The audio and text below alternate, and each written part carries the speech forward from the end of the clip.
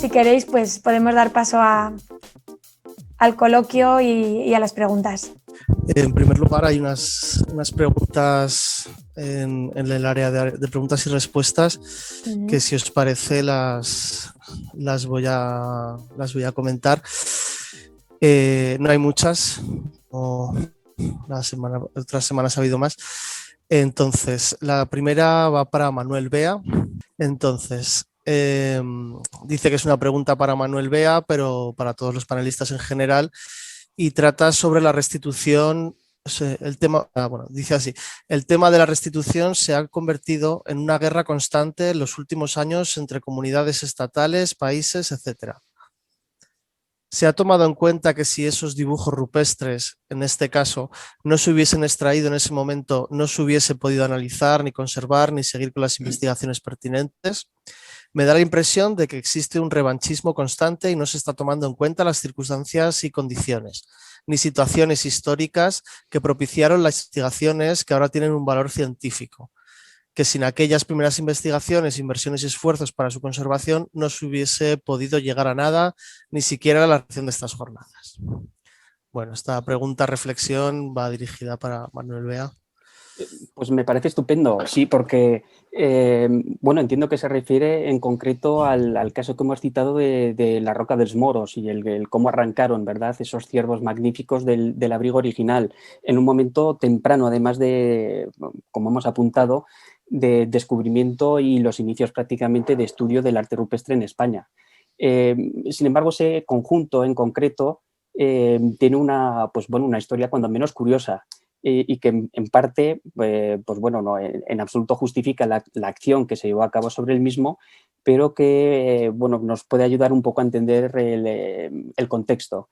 El abrigo en cuestión, el abrigo de la Roca dels Moros, se descubre en 1905 o 1903, porque hay una variación en cuanto a un pequeño baile en cuanto a las fechas en función de lo que dice el propio descubridor oficial del mismo, que es Juan Cabré, y lo que comenta un amigo suyo, Santiago Vidella, que publica en 1907 algunas cuestiones relativas al descubrimiento del abrigo, y también varían un poco las circunstancias en las que se realiza. Cabré publica el descubrimiento del abrigo diciendo que es él el que las encuentra en 1903, mientras que Santiago Vidella dice que bueno, eran conocidas de los lugareños, como suele ser las circunstancias normales. La gente del lugar es precisamente la que mejor conoce todo lo que tienen en ese lugar y también en principio los que los conservan también mejor. Y ahora veremos en qué va encaminada esta idea. En cualquier caso, no se sabe muy bien, no podemos meternos en la cabeza de cada uno de los investigadores y menos en estos primeros momentos, ¿verdad?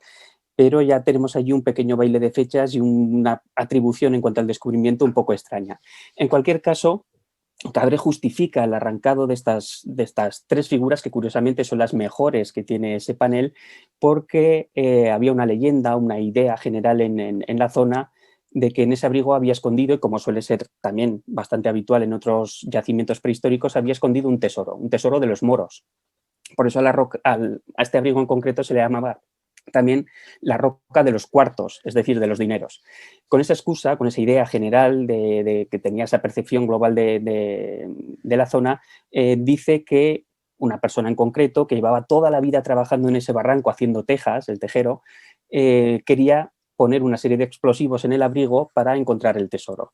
Eso es lo que le sirve de excusa para arrancar las pinturas y decir que las conserva, cuando en realidad esa persona había estado trabajando toda la vida allí, conociendo perfectamente las pinturas y no haciéndole nada a las mismas. No sé exactamente cuáles pueden ser la idea que tenía el propio Cabré al arrancar las pinturas, quizás efectivamente movido por una cuestión de conservación. En realidad no lo sé. En cualquier caso, si se hubieran dejado en su sitio, se hubieran conservado, pues como lo han hecho los miles de abrigos, bueno, miles, sí, algo más de 1000 abrigos levantinos que hay, o cientos y miles de abrigos que hay en toda la península ibérica al aire libre, ¿verdad? Con bueno, mayores o menores afecciones, pero se hubieran conservado por lo menos in situ. Hay otra circunstancia también especial, y es que, movido por el descubrimiento de ese abrigo, se llama la atención del máximo conocedor de arte prehistórico en el momento, que es el abate Breil, que acude a la zona en 1908 para estudiar las pinturas que ya habían sido arrancadas precisamente. Y en esas circunstancias descubre otro abrigo, a 200 metros del anterior, que es el abrigo dels Gascons.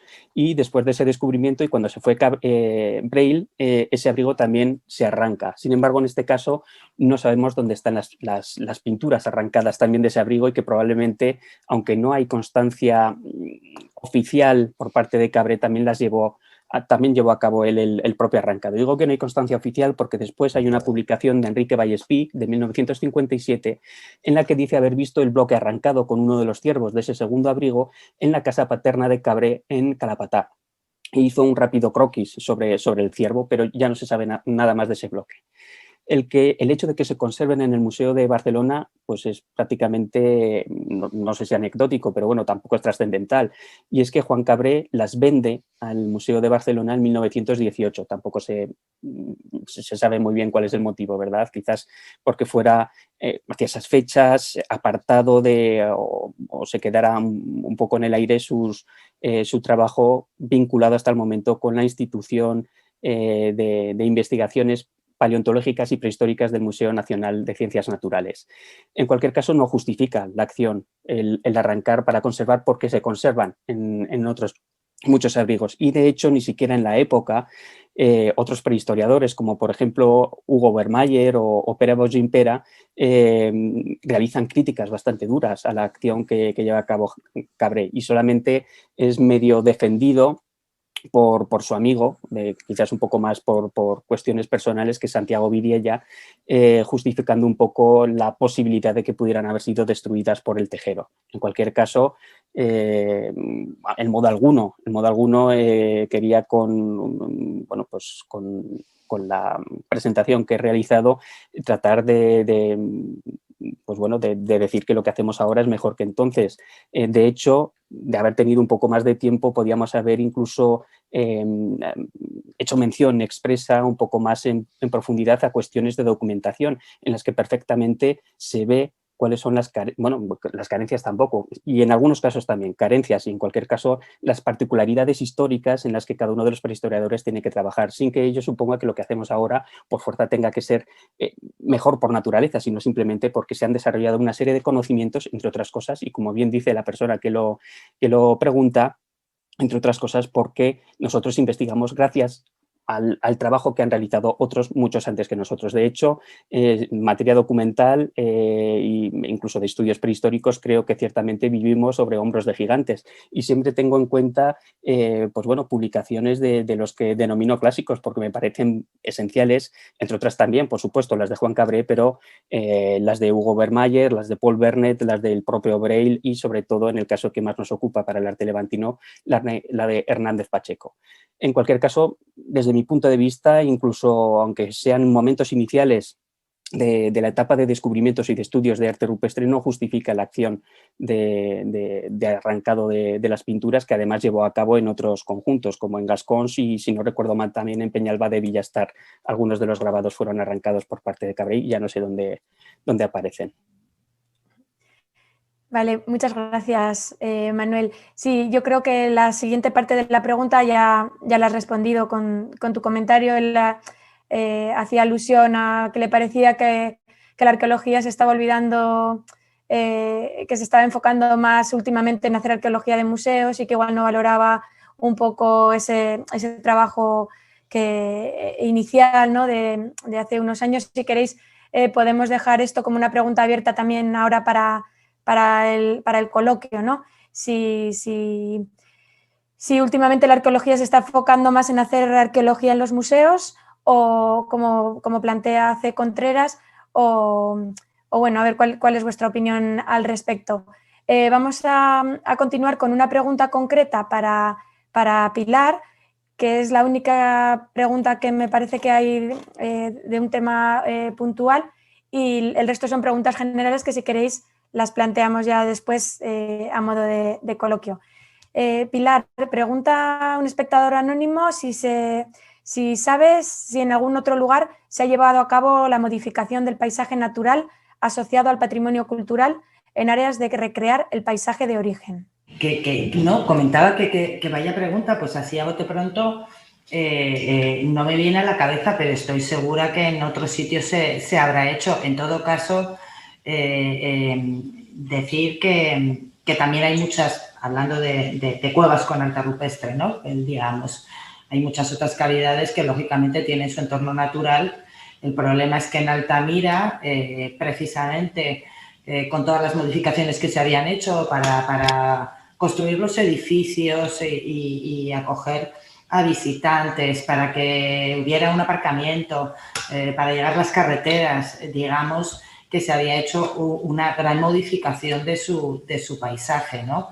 Y sobre todo el objetivo fue eliminar todo lo que se podía eliminar. De hecho, se eliminó incluso algunos edificios, eliminar, por supuesto, el aparcamiento, alejar el tráfico rodado de la propia cueva y, por lo tanto, por eso hablaba yo un poco de renaturalizar. Por supuesto que no es el paisaje que habría en aquel momento, sobre todo el paisaje que hay delante y alrededor, porque hay algún edificio bastante anexo. Y el restituir el paisaje pues será una cuestión tanto de vincular el patrimonio natural como cultural, como además que ejerciera también de área de protección total para la propia cavidad, ¿no? O sea, que digamos que al final son un montón de objetivos los que se buscaban con esa renaturalización. Estoy segura que habrá muchos otros lugares y bueno, pues aquí en Cantabria, por ejemplo, en las cavidades hay muchas cavidades que tienen un entorno natural precioso y que perfectamente recuerda cómo sería ese paisaje. Nosotros, ya que había que replantar, pues lógicamente lo que se ha hecho es replantar pues las especies que se sabe por los análisis de polen que había en el entorno de Altamira, ¿no? Pues avellanos, abedules, brezos, pinos y ese tipo de cosas. En nuestro caso, hemos llevado a cabo una acción en este sentido, tanto en el recinto 1 del conjunto arqueológico, en el campo de los túmulos de Menga y de Viera. Ahí abordamos una operación muy radical en 2005, cual fue la eliminación de un bosque de pinos que se plantaron en los años 40. Este bosque ocultaba a los túmulos de Viera y de Menga, tanto que desde el interior de Menga no se veía la peña.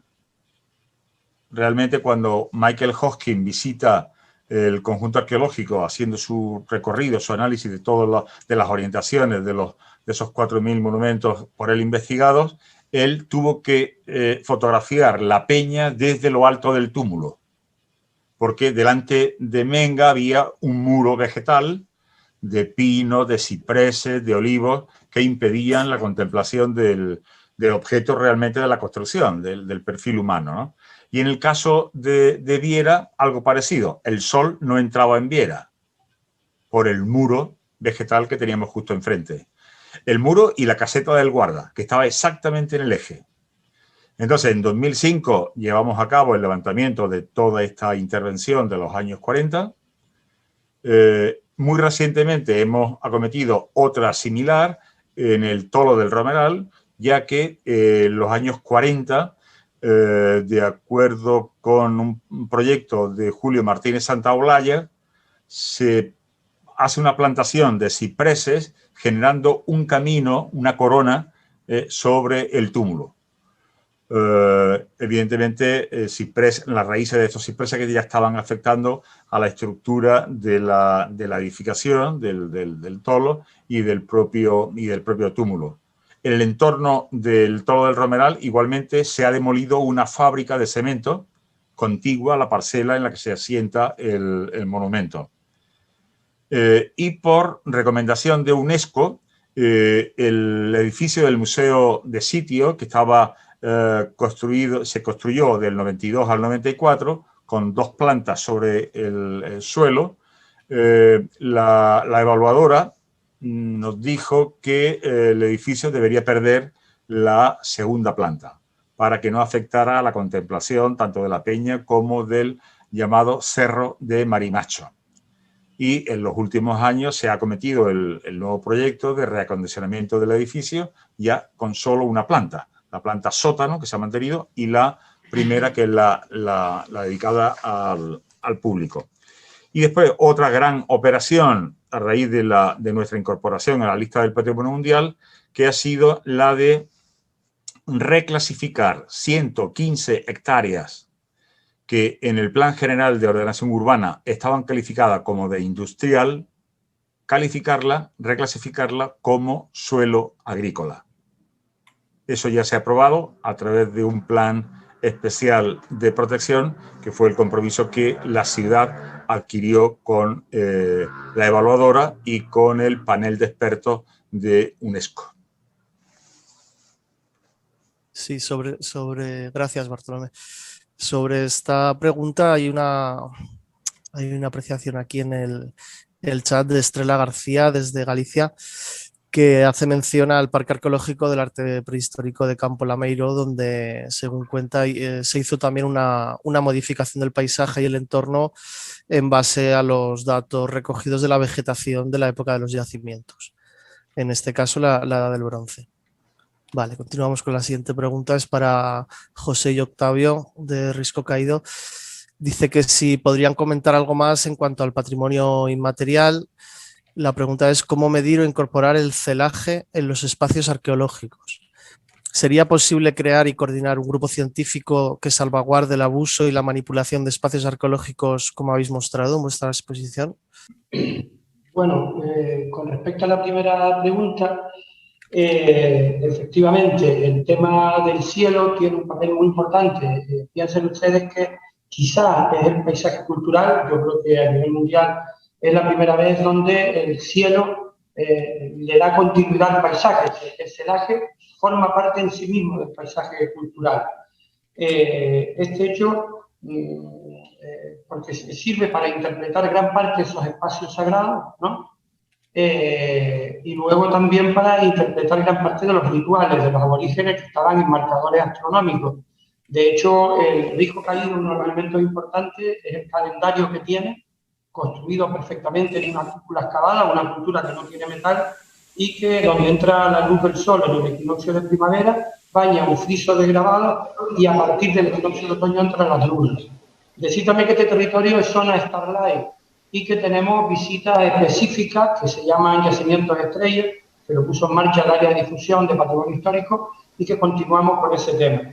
Yo creo que afortunadamente la humanidad, después de haber repartido la tierra y desgraciadamente el mar, nos queda todavía el cielo como uno de los espacios más democráticos y libres por ahora, y que yo creo que es un elemento de identidad de este paisaje cultural. Otra cosa importante desde el punto de vista inmaterial es que estamos haciendo trabajos de etnoastronomía con las personas mayores, donde todavía existe una gran continuidad con respecto a esa población aborigen. Piensen ustedes que esta población que viene del norte de África conocen Sirio, conocen Orión, conocen la Osa Mayor. Sin embargo, los marcadores físicos son distintos, de una zona desértica y llana a una zona de montaña. Por lo tanto, todas las montañas, los marcadores, los nombres, la toponimia, se constituye como un elemento cultural específico. Y con respecto a lo otro, también, desde el punto de vista inmaterial, estamos trabajando en la continuidad, en la medida que son espacios sagrados de montaña, estamos intentando estudiar cómo se produce la desacralización de ese espacio y fundamentalmente con la cultura cristiana a partir de la conquista. Hemos trabajado en archivos de la Inquisición, donde aparecen datos muy interesantes de condenar a grupos de mujeres que machacan hechizos en hoyos excavados en la roca, en cuevas todavía en el siglo XVII.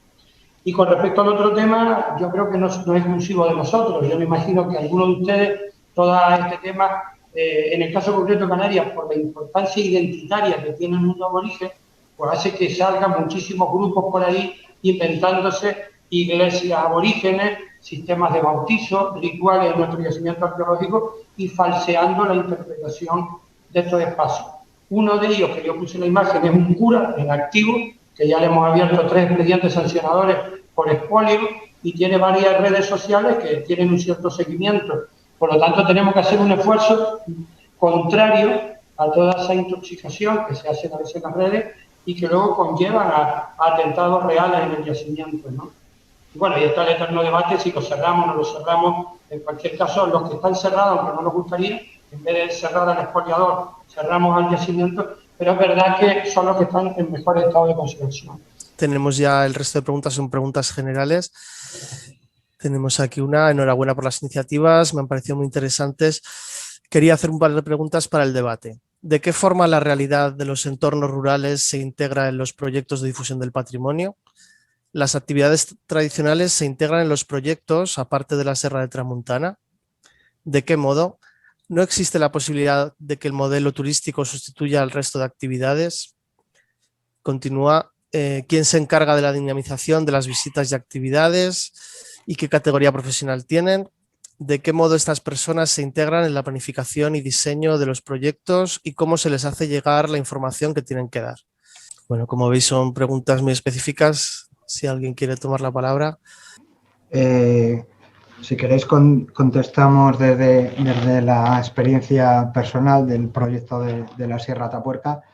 En nuestro caso, ¿cómo se tienen en cuenta la realidad del entorno rural? Es decir, la realidad y las demandas del entorno rural se tienen en cuenta a través de una colaboración, en nuestro caso, con los ayuntamientos implicados de esas dos localidades, de Ibeas de Juarros y de Atapuerca, así como las diferentes asociaciones que forman parte de estos municipios. En colaboración con ellos se diseña esa programación cultural que hemos visto, en la cual tienen cabida pues todo tipo de actividades, ¿no? Desde por un interés en actividades, como decíamos, más de carácter científico, también en actividades relacionadas con las propias tradiciones que los propios pueblos han generado y desean preservar, u otras actividades de carácter más lúdico, ¿no? Es decir, esa participación de la ciudadanía se regula a través de, ya os digo, de la colaboración con los ayuntamientos como con las propias asociaciones. Referente a las personas que se implican en todos los procesos de divulgación y de puesta en valor y sobre todo de transmisión de conocimiento, existe actualmente un marco legal, que es el Convenio Nacional Estatal de Tiempo Libre y Ocio Educativo, donde se recogen perfectamente reglamentadas la categoría profesional de cada puesto y que deben desempeñar, ¿no? En segundas funciones, pues hay toda una serie de puestos vinculados y demás.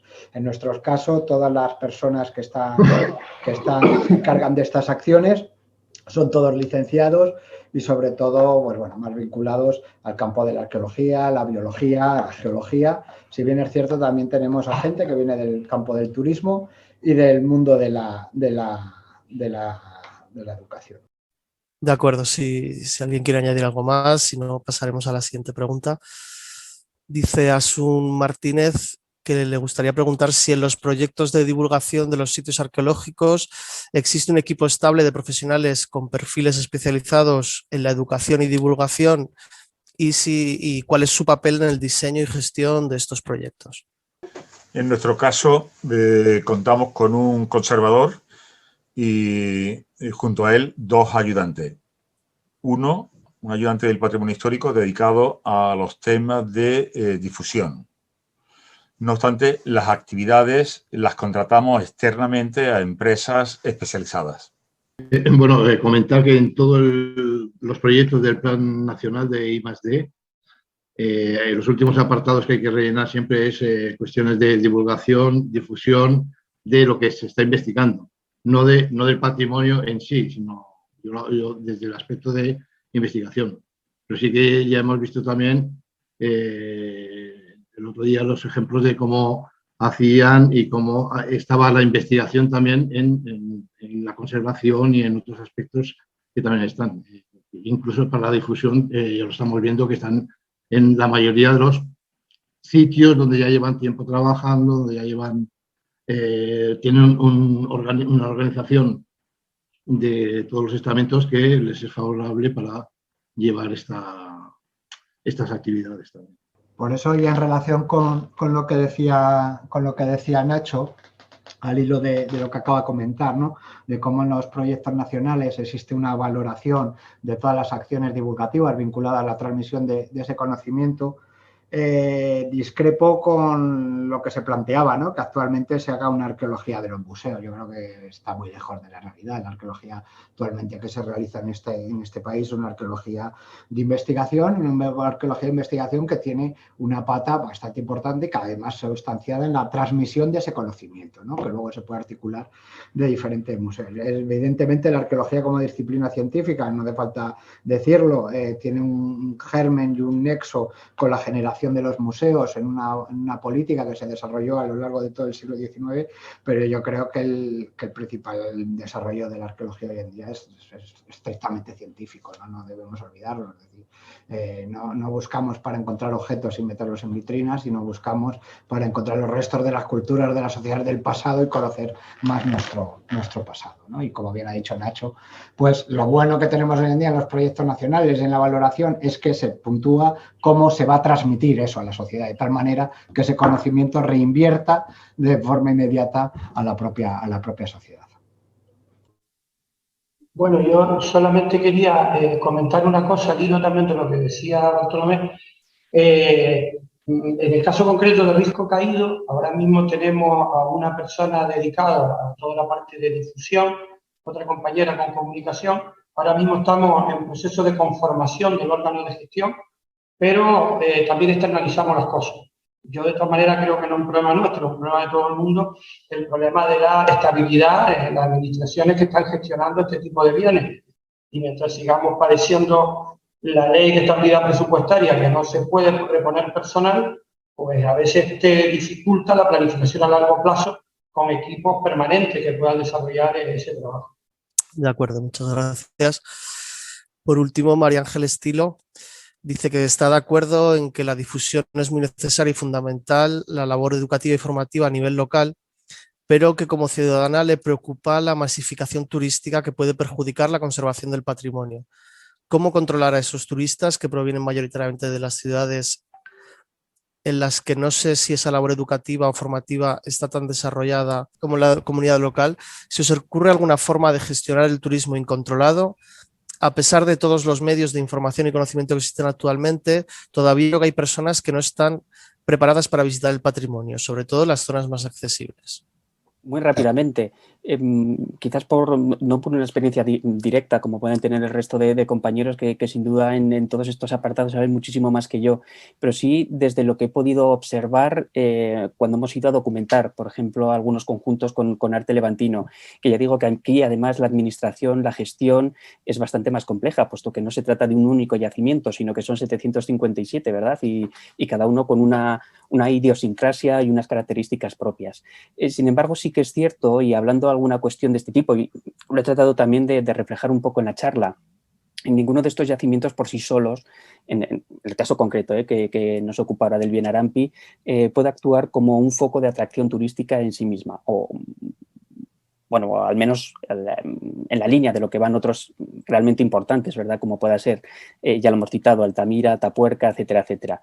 De manera que aparecen más como elementos complementarios a una oferta turística bastante más amplia.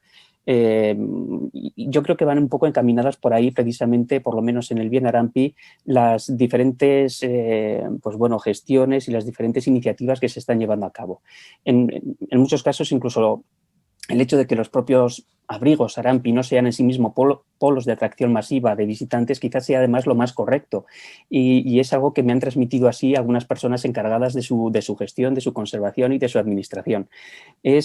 Claro, sería como poner puertas al campo en este caso en concreto, ¿verdad? Porque es imposible hacerlo y lo que comentaba María Ángel Estilo acerca de que es un turismo incontrolado, pues precisamente es incontrolado porque no se puede controlar y a partir de ahí me da la sensación, el único componente realmente efectivo que puede funcionar es tratar de hacer llegar de la mejor manera posible y de la forma más global pues un conocimiento que vincule el valor afectivo y algunos otros elementos de valor, de conservación, etcétera, y que realmente sean aprendidos por la sociedad.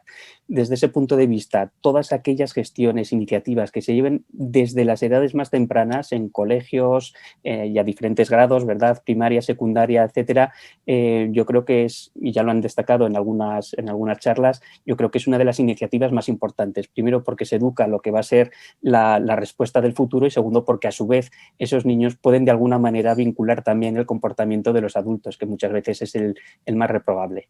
Pero hablo, claro, desde una posición un poco alejada en cuanto a la experiencia directamente de la gestión, que sin duda tienen muchísimo mejor conocimiento mis compañeros y desde además hablando de un arte tan particular, de un bien patrimonial tan particular como es el bien Arampi, que son muchos encerrados en uno solo.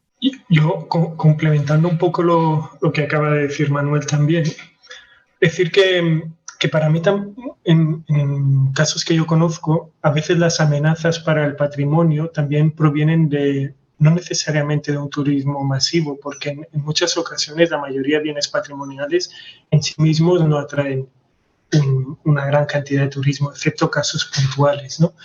Y en muchas ocasiones, por ejemplo, en yacimientos arqueológicos, los impactos acaban proveniendo de un público mucho más cercano, vecinos de la zona, ¿no?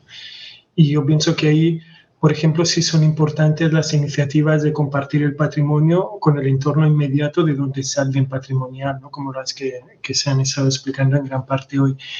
Y luego también decir, pues, para mí, y eso es muy personal, quizá el problema del turismo masivo, el último eslabón es el patrimonio, ¿no? Cuando se han especializado territorios donde había una actividad tradicional, etcétera, en turismo se caen muchas cosas de las cuales quizá el patrimonio es una, pero cuando se caen las formas de vida que son las que han estado generando ese patrimonio, que sobre todo en la variable de paisaje cultural, pues es lo que les está dando valor a ese bien que estamos reconociendo hoy en día, pues quizá el problema es cómo ese turismo impacta en la vida del territorio, en la vida de la gente que vive en el territorio, cómo genera esa desigualdad campo-ciudad y cómo estamos viendo, ¿no?, que se vacía una parte de España para luego, digamos, explotarla básicamente y turísticamente. Pero eso ya es un debate que va mucho más allá de esas jornadas. En relación con lo que señalabas, por eso es clave y fundamental, y en nuestro caso ha sido, pero nosotros que vivimos en un territorio caracterizado por la despoblación, es importante que durante todo el proceso de investigación se tenga un contacto inmediato con la ciudadanía local, ¿no? Porque nosotros sí que partimos de la base de que son estos ciudadanos los mejores garantes por la conservación del patrimonio. ¿Por qué? Porque están en el medio rural. Nosotros, al fin y al cabo, vamos, trabajamos una época del año y nos volvemos, ¿no? Es decir, si este feedback y esta comunicación es constante durante todo el proyecto de investigación y se les hace partícipes de la singularidad de lo que allí se está trabajando, y además se les hace partícipes dándoles información en tiempo real, incluso durante los propios procesos de excavación, invitándoles a que conozcan el yacimiento, hace que esta gente que participa en esas actividades el día de mañana se conserva los mejores guardianes del patrimonio. Y yo hablo de experiencias en municipios del patrimonio burgalés donde hay pueblos de 10 habitantes, ¿no? Es decir, no puedes dar la espalda. Esa gente a la que realmente te va a proteger esa ermita que está perdida, románica, y que van ellos el pastor todo el día. Esa implicación durante todo el proceso de investigación es clave para concienciar a la ciudadanía más inmediata, que en muchos casos en los medios rurales es el mejor defensor de su propio patrimonio, ¿no? Además. Y no sé si también el compañero José de la Tramontana, que vive una experiencia muy parecida a la nuestra. Estamos hablando en Canarias, 14,5 millones de turistas en 7.500 kilómetros, y en Gran Canaria, 1.500 kilómetros cuadrados, pues 3.800.000 turistas. Ahora con el COVID no, pero todos creo que estamos pensando en el post-COVID, ¿no? Es un problema grave porque estamos hablando además de un paisaje cultural, a lo mejor lo que se ha hablado aquí de otros lugares, en torno a yacimientos, en torno a lugares específicos, pero en un paisaje cultural es muy complejo. Nosotros estamos trabajando ahora en varias líneas. Una es diversificar la oferta para evitar la presión sobre algunos elementos, ¿no?, que además muy reclamados. Estamos trabajando también en una idea de sensores sobre el territorio para distribuirlos, para establecer el nivel de carga, tanto de vehículos rodados como de veredas y caminos. Estamos planteando en unos sitios cerrados para que sea solo a través de visitas guiadas y controladas, pero nos preocupa mucho lo que se ha comentado aquí, es decir, terminar convirtiéndolo en un parque temático, ¿no?, donde realmente el elemento endógeno, que es el que ha generado este patrimonio, se vea desplazado. Y ahí yo creo que es muy importante trabajar en el tema de los valores, porque todo el mundo defiende el desarrollo sostenible hasta que te toca en tu terreno o te toca en tu cueva. Hoy en día la casa cueva se ha convertido en un reclamo turístico que está muy bien, personas que ya tienen abandonada su cueva, poderla rehabilitar y generar beneficios, pero estamos viviendo un proceso que puede derivar en la gentrificación del territorio. donde al final lo que estamos montando es pisos pilotos turísticos en un territorio como un elemento ajeno. Y ahí es muy importante el trabajo de concienciación. Sí, bueno, nosotros en Mallorca, claro, también tenemos todo tipo de turismo, ¿no? Y lo veis habitualmente los veranos, tanto de un turismo muy masificado y de muy baja calidad, como otro tipo de turismo, como el mismo turismo de patrimonios mundiales, que ese turismo existe, que está más vinculado a temas eso, de visitas patrimoniales, gastronomía, etcétera, ¿no? Yo creo que primero de todo lo que no creo que tenemos que hacer es, que lo diga yo que estoy en Mallorca, es demonizar al turismo per se, ¿no? Porque el problema no es de los 47 patrimonios mundiales que tenemos en España, hay algunos que realmente tienen graves problemas de saturación. En la Serra de Tramuntana tenemos en la época pre-COVID y en determinados momentos punta algunas saturaciones, ¿no? Pero luego hay muchos otros patrimonios mundiales que cuando te los encuentras te dicen, ay, cómo nos gustaría tener algún turista, porque para ellos forma parte también del desarrollo económico. El problema es ahí el encontrar ese equilibrio.